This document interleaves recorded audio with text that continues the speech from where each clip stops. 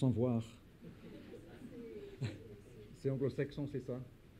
Très bien, je suis ravi de vous voir et bonjour, ravi d'être avec vous aujourd'hui. Je vais parler de cette notion de rétablissement juste pour faire une introduction.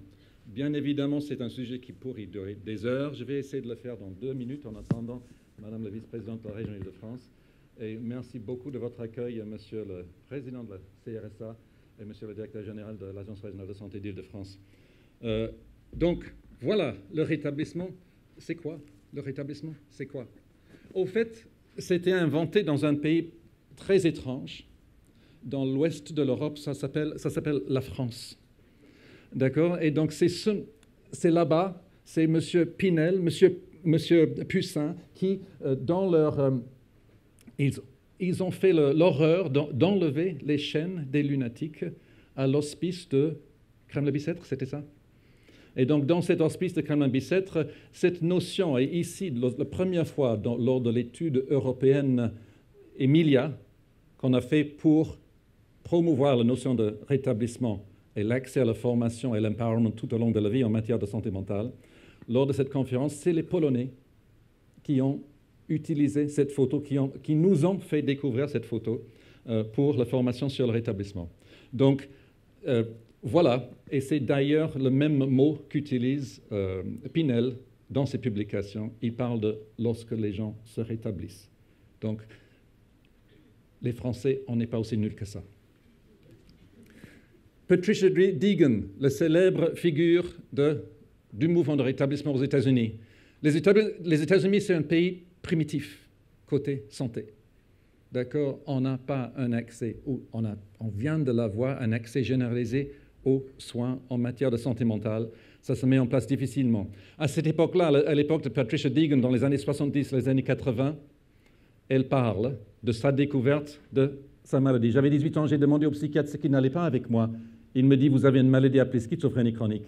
C'est une maladie qui est comme le diabète. Si vous prenez des médicaments pour le reste de votre vie et évitez le stress, peut-être que vous pourrez le surmonter.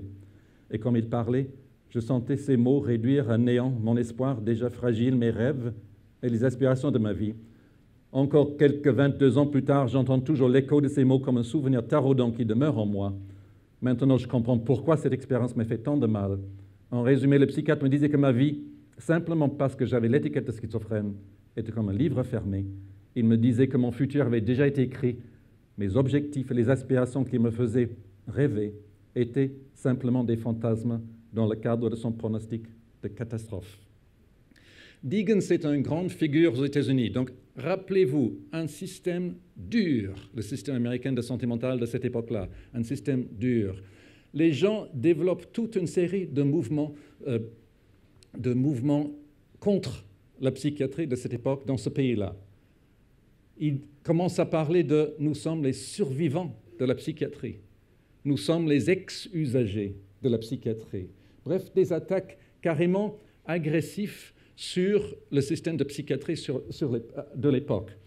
En plus, pire, ils publient des comptes rendus de leur rétablissement de maladies mentales graves. Donc, ils introduisent cette idée qu'on peut aller mieux. Et cette notion de recovery est née. Et ils ont pris le mot recovery de où? De l'Angleterre. De l'Australie. C'est qui ces ignorants? La notion de rétablissement, ça vient d'où? Alcoolique anonyme. Enfin, vous êtes 8% d'alcooliques dans cette pièce. Vous devrez le savoir, d'accord? Ils ont pris la notion de rétablissement. Au fait, c'est l'idée qu'on n'est jamais véritablement guéri. Une fois qu'on a vécu un trouble de santé mentale grave, on a cette expertise d'expérience tout au long de sa vie. On est une autre personne, on est une meilleure personne. Oui, il y a un petit risque de rechute peut-être. S'il y a trop de pression, si vraiment la vie devient trop difficile, peut-être que je rechuterai. C'est le même principe d'alcoolique anonyme. Peut-être que je rechuterai. L'autre particularité d'Alcoolique Anonyme, c'est qu'ils mettaient 12 personnes autour d'une table. C'était créé par des prêtres pour leur problème d'alcoolisme au début du siècle en Angleterre. 12 personnes autour d'une table, mais qui partageaient le même problème. Il n'y avait pas un seul expert dans la salle. C'était toutes des personnes concernées autour de la table. C'est une autre notion forte dans le mouvement de rétablissement, reconnaissance de l'expertise des usagers. Ils revendiquent aussi, ils s'inscrivent dans un mouvement social et politique fort de l'époque, un mot très très fort qui revendique un truc qui s'appelle le droit de rêver un avenir. I have a dream. Okay? Le mot à l'époque, c'était rempli de signification, rempli de signification. Qu'est-ce qu'il disait Martin Luther King? J'appartiens à un groupe de gens qui n'ont pas de place dans cette société. I have a dream. I have a dream. Je rêve d'un pays dans lequel mes enfants, donc ça c'est en anglais, mais c'est pour les gens qui parlent anglais ici, mais je rêve d'un pays dans lequel mes enfants noirs vont pouvoir jouer dans les mêmes cours d'école avec des enfants blancs. Je rêve d'un avenir dans lequel je peux m'imaginer un avenir dans cette société. Le mouvement de rétablissement reprend ce même rêve, le mouvement de rétablissement psychiatrie. Ils disent, on veut pouvoir rêver d'un avenir dans cette société. Et c'est ça le message aussi principal d'aujourd'hui. On veut que les franciliens vivant avec un trouble psychiatrique puissent rêver un avenir dans notre société. C'est notre plus grand défi d'aujourd'hui. Juste pour dire, je vous rappelle, nous sommes quelques 300 personnes dans cette salle. À peu près un quart des Français, à un moment donné dans la vie professionnelle, ont un trouble de santé mentale suffisamment important pour devoir prendre un congé maladie à cause d'un trouble de santé mentale.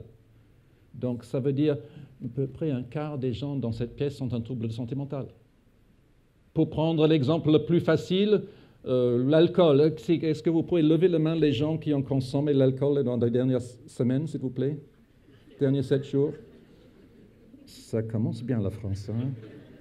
Et maintenant, les gens qui ont bu de l'alcool dans les dernières 24 heures, s'il vous plaît? La vache! Donc, il paraît qu'un jour donné, 8% des personnes en France ont un trouble avec l'alcool. Est-ce que les alcooliques pourraient lever la main, s'il vous plaît? Il y en a une. D'accord? 8%, ça fait 8% de 300, ça fait 24 personnes. Donc, il y a 23 menteurs dans la salle.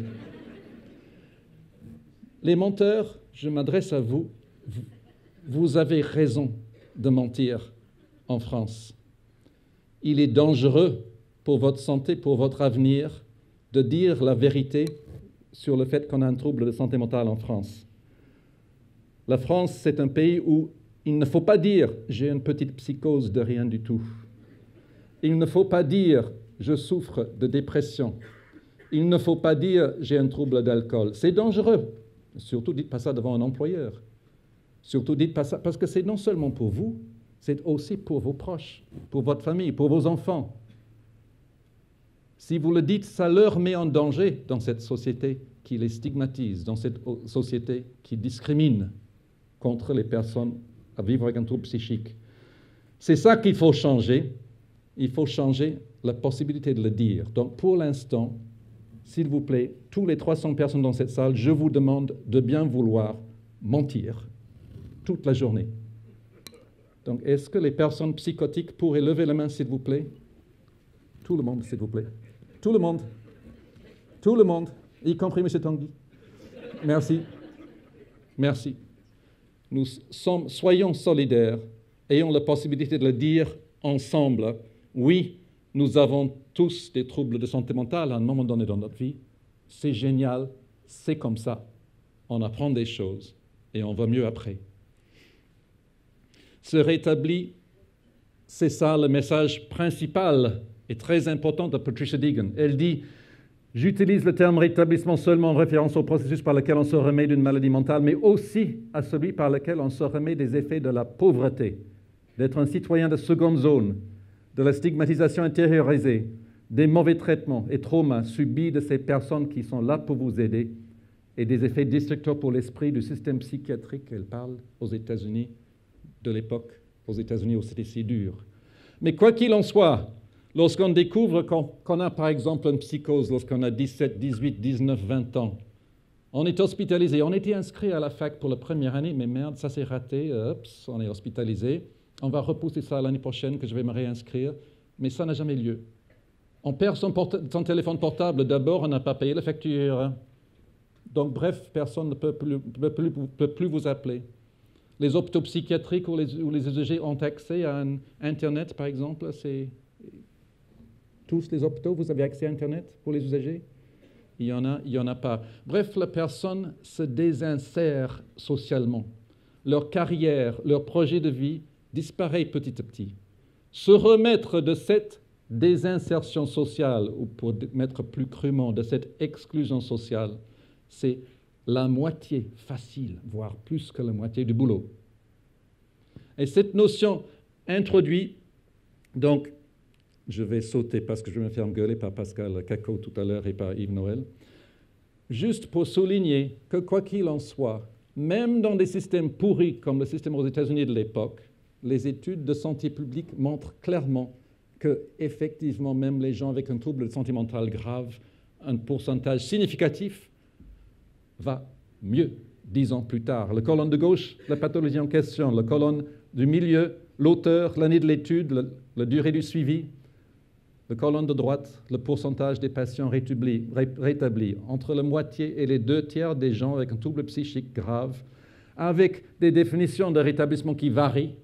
La colonne de droite, c'est peut-être n'est plus suivi par la psychiatrie, c'est peut-être à un boulot, à une famille, toute une série de catégories différentes. Mais entre la moitié et les 2/3 vont mieux 10, 15 ans plus tard. Nous vivons dans un pays pour l'instant où ces études n'ont pas encore eu lieu. Je m'adresse aux scientifiques dans la salle, vous avez du boulot à faire. Les gouvernements agissent partout dans le monde. La Nouvelle-Zélande, yay, 1998, les États-Unis, 2003, l'Irlande, 2005, des textes de loi spécifiques sur le rétablissement comme objectif en santé mentale. Le Royaume-Uni, Royal College of Psychiatrists, A Common Purpose Recovery, dans le titre même de la loi en question. Le ministre de la Santé, pas de santé sans santé mentale, objectif national pour le système de santé anglais. Davantage de personnes connaissant des problèmes de santé mentale se rétabliront dans le texte de loi. L'Australie, 2013, pays supérieur évidemment. Le Canada, 2015. La France? D'accord? C'est-à-dire, il est temps qu'on le fasse. On a entendu pour la première fois, je pense en France, un directeur général d'agence régionale de santé tenir un discours fort sur le rétablissement aujourd'hui. Donc, bravo, peut-être que c'est l'Île-de-France qui va tirer le wagon. L'empowerment, c'est tout simplement ça. Je n'entre pas dans le détail. Yves Noël va m'engueuler. Il faut que je continue. L'empowerment, c'est tout simplement penser le système de santé non pas comme un lieu où il y a un patient dont on s'occupe, mais comme un lieu où le patient vient pour, non pas pour être soigné, mais pour apprendre des choses, pour s'empouvoiriser, pour être maître de sa maladie, pour apprendre comment le gérer, pour apprendre comment gérer ses traitements, pour apprendre d'autres usagers, les usagers plus expérimentés, les pères aidants, les médiateurs de santé, d'apprendre de ces gens-là qu'est-ce que c'est que d'aller mieux, comment est-ce qu'on se remet. Bref, de traiter un hôpital, un centre de soins, non pas comme un lieu où on se fait soigner, où on se fait prendre en charge, mais comme un lieu où on apprend des choses. C'est là l'objectif principal, de sortir plus empouvoirisé, empowered, par rapport à sa propre santé. Objectif principal. Je vais juste terminer pour souligner que la moitié du bataille, c'est cette notion d'inclusion sociale. La moitié du boulot, c'est le discours que j'ai fait tout à l'heure sur cette société qui a du mal à intégrer des personnes avec un trouble psychique. La moitié de notre boulot, c'est dans les conseils locaux de santé mentale, c'est dans la ville, c'est chez les employeurs, c'est dans les entreprises sportives, c'est dans toutes sortes d'activités de la ville pour dire il y a une place ici. Ce n'est plus à l'hôpital, et il y a une place ici pour les gens vivant avec un trouble psychique. Assumons. On a tous des problèmes de troubles de santé mentale à un moment donné de notre vie. Assumons-le. On va se rétablir tous ensemble. Merci.